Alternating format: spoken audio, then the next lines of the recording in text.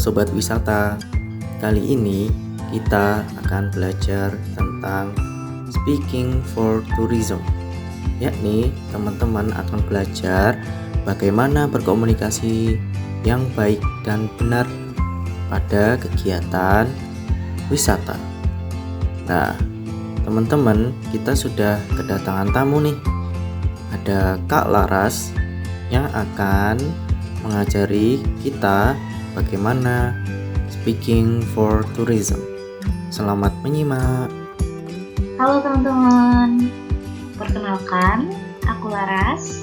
Di sini aku ingin berbagi dengan teman-teman mengenai pembelajaran bahasa Inggris dengan tema speaking for tourism, atau pada garis besarnya dalam hal ini adalah mengenai descriptive text.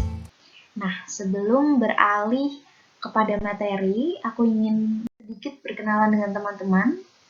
Ya, namaku adalah Diani Clarasati. Aku adalah mahasiswa tingkat akhir program studi sastra Inggris Universitas Gadjah Mada. Nah, di sini aku beberapa kali pernah bekerja ataupun mempunyai pengalaman dalam bidang pendidikan, utamanya sebagai volunteer pengajar Yogyakarta, kemudian juga sebagai online coach Kuiper Indonesia dari tahun 2019 sampai tahun 2020. Kemudian untuk saat ini aku bekerja sebagai Master Teacher Brain Academy untuk ruang guru. Nah, biasanya sendiri aku dipanggil oleh teman-teman kuliah aku maupun teman-teman di lingkungan dengan sebutan Laras. Jadi teman-teman bisa panggil aku dengan nama Laras. Ya, beralih ke materi. Sebenarnya apa sih yang bakal kita pelajarin hari ini dan apa sih itu speaking for tourism? Sebenarnya karena di daerah teman-teman merupakan daerah yang mempunyai potensi pariwisata yang begitu tinggi, jadi diharapkan sebenarnya teman-teman bisa mendeskripsikan atau menceritakan bagaimana pariwisata yang ada di daerah teman-teman. Nah, oleh karena itu, kali ini aku ingin membahas mengenai descriptive text atau yang dalam bahasa Indonesia biasa teman-teman jumpai sebagai teks deskriptif. Ada 3 materi utama yang mungkin sebenarnya satu materi yang kemudian aku pecah-pecah menjadi 3 sub unit materi. Yang pertama adalah mengenai teks deskriptif itu sendiri atau descriptive text. Yang pertama ada definition, kemudian function, dan kemudian nantinya ada general structure beserta contohnya. Kemudian yang kedua adalah language features atau biasa disebut dengan unsur kebahasaan. Di sini nantinya teman-teman akan belajar mengenai present tense, kemudian adjective and adverb, kemudian ada juga present passive voice. Nah, yang terakhir nanti teman-teman akan belajar mengenai vocabulary, di mana itu mencakup adjective, preposition of place, dan juga vocabulary mengenai tourist object. Beralih ke materi yang pertama, yaitu mengenai descriptive text. What is descriptive text? Descriptive text is a text that describes a particular person, animal, place, or thing. You write a description, or you can speaking orally about descriptive text when you want your reader or listener to picture what you are describing. Jadi di sini teks deskriptif adalah teks yang mendeskripsikan suatu benda secara partikular ataupun ingin mendeskripsikan atau memvisualisasikan suatu benda, manusia, ataupun tempat, ataupun benda-benda lainnya. Nah, jadi teks deskripsi ini digunakan ketika teman-teman ingin memberikan gambaran kepada entah itu pembaca, ataupun pendengar, ataupun lawan bicara teman-teman mengenai suatu benda yang mungkin suatu benda, tempat, ataupun orang yang tidak diketahui oleh lawan bicara teman-teman begitu. Nah, seperti yang aku jelaskan sebelumnya, jadi Function, fungsi atau purpose, ini adalah tujuan dari teks deskriptif itu sendiri adalah untuk mendeskripsikan person, manusia, thing, benda, place, tempat, dalam suatu deskripsi yang lebih spesifik. Gitu.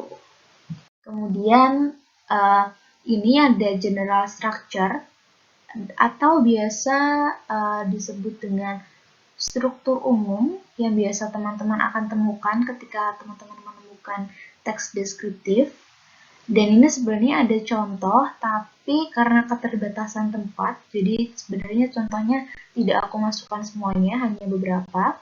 Untuk contoh sendiri nanti teman-teman bisa browsing di internet, nanti bisa diketik dengan teks deskriptif atau deskriptif text. Nanti teman-teman akan melihat akan ada banyak sekali teks-teks yang muncul. Teman-teman bisa mempelajari struktur teks itu bagaimana.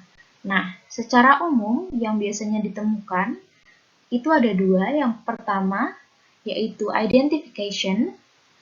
This part introduce where or who the subject being described in. Nah, yang pertama itu adalah identifikasi.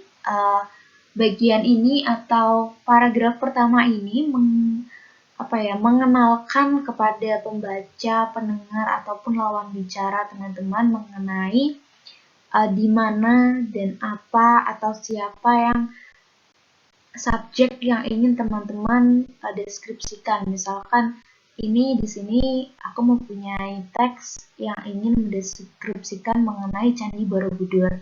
Nah, dimulai dengan teman-teman ingin mendeskripsikan Candi Borobudur, tapi mungkin di luar sana ada yang belum tahu tuh Candi Borobudur itu apa gitu kan.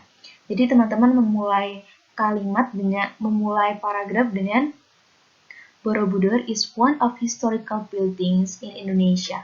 Jadi ketika teman-teman menyampaikan bahwa Candi Borobudur adalah salah satu bangunan bersejarah di Indonesia, jadi pembaca ataupun pendengar bisa mempunyai gambaran mengenai apa sih Candi Borobudur itu dan bagaimana sih Candi Borobudur itu. Nah, kata Borobudur ini sendiri kan sebenarnya agak asing. Nah, ketika teman-teman menambahkan kata candi, nah mungkin pembaca ataupun pendengar dari teman-teman mengetahui bahwa suatu benda yang ingin teman-teman atau tempat yang ingin teman-teman deskripsikan itu adalah sebuah bangunan bersejarah begitu. Kemudian bagian sini, it is considered to be the world's largest Buddhist temple for its size and height. It is located in Magelang, Central Java. Located ini lokasi. Jadi teman-teman menjelaskan bahwa Candi Borobudur ini berlokasi di Magelang, Jawa Tengah. Jadi nanti pembaca atau pendengar teman-teman punya gambaran, oh ternyata yang ingin dideskripsikan itu tempatnya berada di Magelang, di Jawa Tengah. Nah, bentuknya seperti apa? Bentuknya seperti candi, begitu. Nah, kemudian masuki bagian yang kedua yaitu description. Sebenarnya ini adalah inti dari teks deskriptif itu sendiri, yaitu berisi deskripsi. This part shows the detailed description or subject. It may include information about the appearance or qualities of. Jadi, di sini teman-teman bisa mendeskripsikan lebih detail, lebih mendalam mengenai bagaimana sih itu Candi Borobudur. Nah, di sini bisa dilihat bahwa Borobudur Temple consists of 6 square floors and 3 circular floors. Nah, jadi teman-teman bisa mendeskripsikan bahwa Candi Borobudur itu terdiri dari 6 tingkat, dan kemudian nanti ada 3 tingkatan yang disusun agar teman-teman bisa mencapai puncaknya.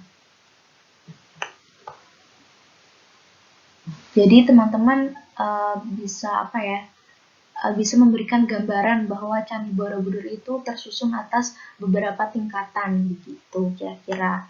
Dan nanti di sini teman-teman bisa menambahkan lebih banyak informasi lagi mengenai entah itu benda ataupun tempat yang ingin teman-teman deskripsikan.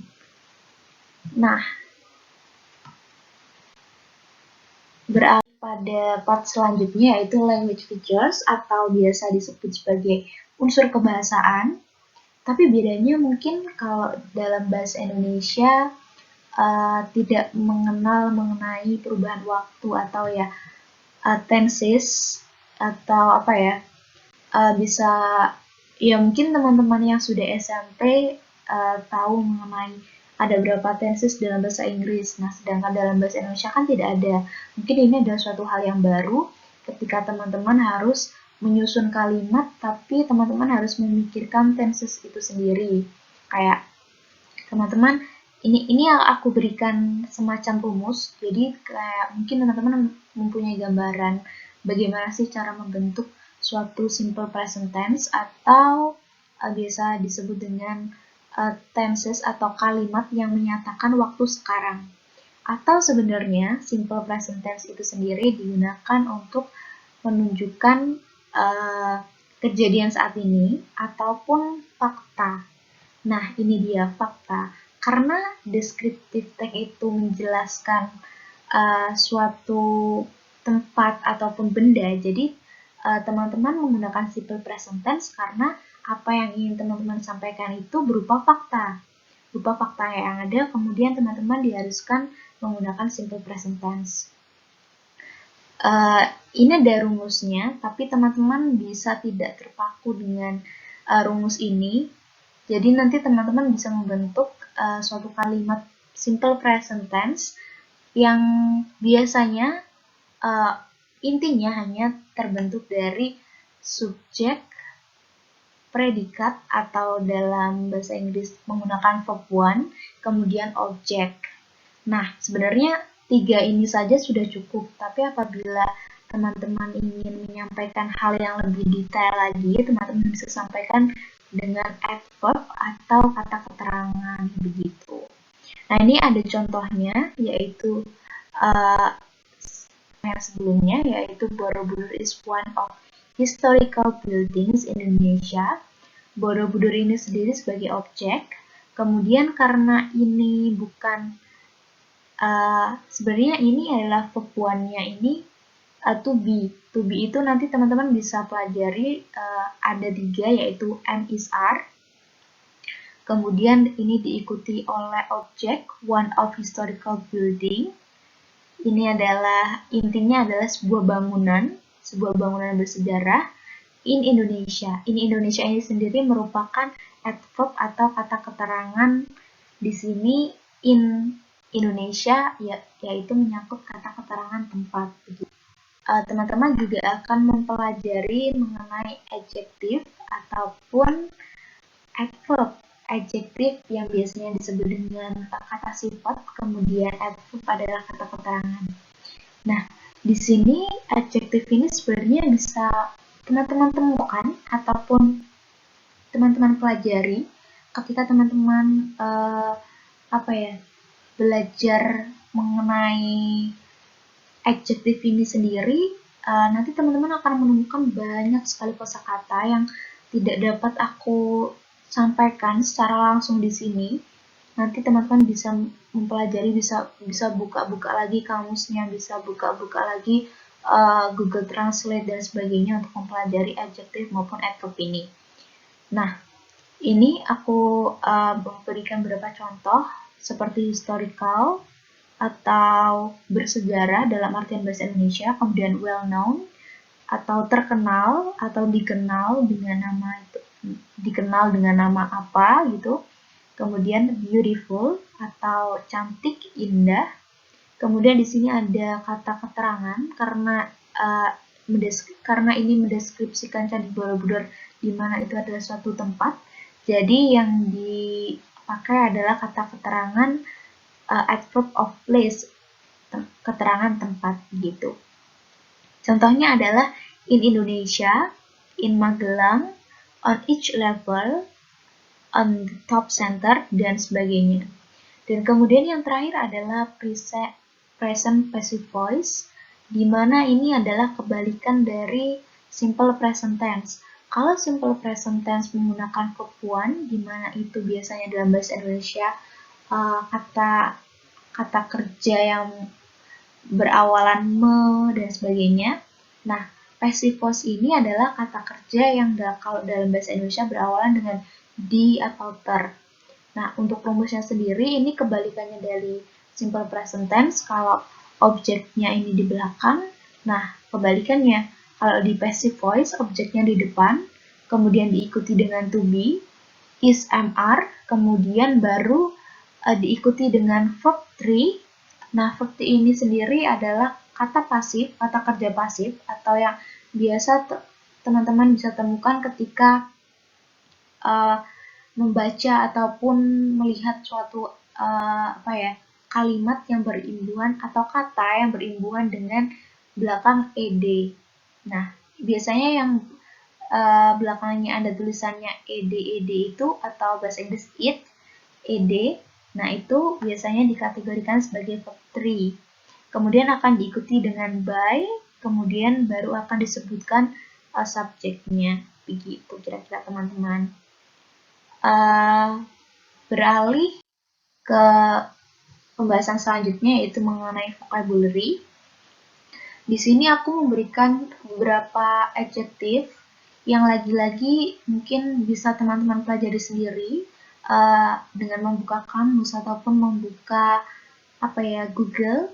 Nah, itu nanti teman-teman akan melihat banyak sekali adjektif itu apa aja, kemudian artinya apa aja. Nah, di situ teman-teman bisa pelajari untuk nanti bisa mendeskripsikan suatu benda temannya. Nah, kemudian di sini ada namanya preposition of place, di mana ini terdiri dari 3 in. Nah, biasanya kan kalau di bahasa Indonesia untuk menunjukkan tempat, teman-teman mungkin bisa mengacu pada saya bekerja di rumah, atau laptop itu berada di atas meja dan sebagainya. Nah, di sini ada 3. Yang pertama itu at, ini merujuk pada tempat yang spesifik.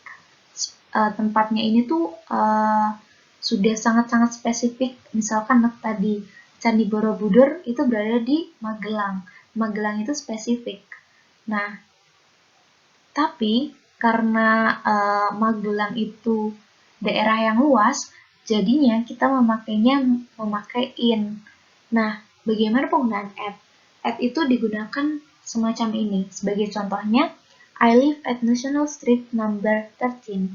Nah, National Street number 13 atau Jalan Nasional nomor 13 ini merupakan suatu hal yang spesifik. Jadi, teman-teman bisa menggunakan prepositionnya at. Gitu, teman-teman. Kemudian yang on, ini merujuk pada permukaan horizontal atau vertikal. Biasanya digunakan untuk menunjuk sesuatu hal yang berada di atas bidang tanah. Misalkan di sini ada the beach is on the left. Nah, pantai itu berada di sebelah kiri. Misalkan itu ada jalan, kemudian ternyata pantainya di sebelah kiri jalan. Begitu teman-teman kira-kira. Nah, kemudian yang terakhir ini adalah in. Ini adalah preposition yang digunakan untuk tempat yang merujuk pada ruang tertutup ataupun sebuah negara ataupun suatu area yang luas. Seperti yang tadi aku contohkan. Sebagai contoh di sini Borobudur Temple is located in Magelang, Central Java. Nah, Magelang dan Central Java ini sendiri suatu bagian dari sebuah negara dan suatu area yang mempunyai tempat yang luas. Jadi prepositionnya menggunakan in, begitu teman-teman. Untuk belajar lebih lanjut mengenai preposition ini, sebenarnya teman-teman bisa mengira-ngira kayak apakah penggunaan in ini bisa dibilang wajar atau tidak. Kemudian kayak ketika teman-teman terbiasa untuk mendengar ataupun membaca bahasa teks dengan yang menggunakan bahasa Inggris, teman-teman nanti lama-kelamaan akan mempunyai perasaan atau merasa makan begitu kira-kira teman-teman.